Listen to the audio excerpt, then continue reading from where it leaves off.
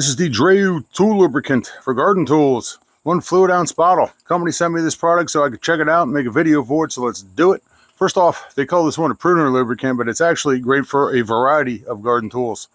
Comes in a pretty decently thick 30 milliliter or roughly 1 fluid ounce plastic bottle.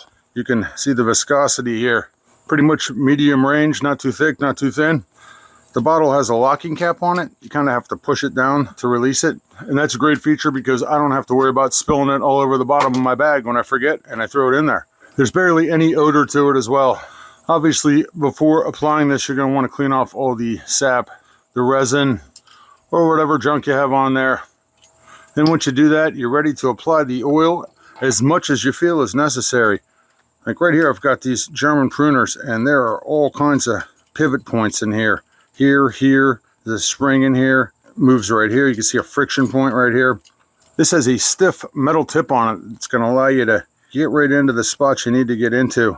And also it helps you hit some of the harder to reach spots down in here.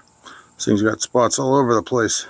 I like these needle tips too because you can kind of glob some on there and move it around a little bit.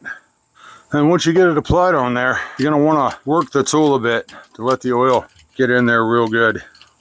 Let it go through its motions. And when you're done with that, you just wipe off the excess oil and you're good to go. And like I said too, it's not just for pruners, it's for every garden tool that has a pivot point or friction point to it, like this set of bypass loppers. These are my favorites.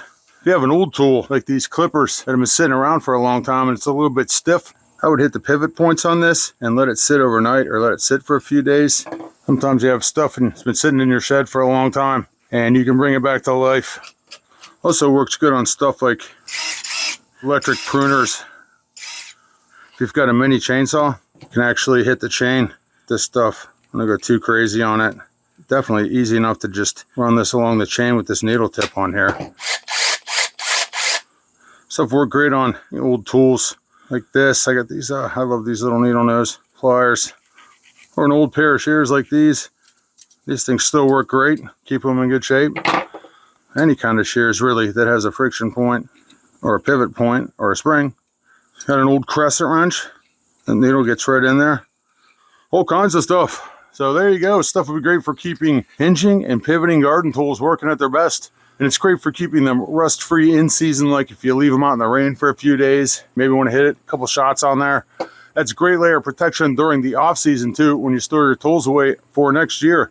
Very nice.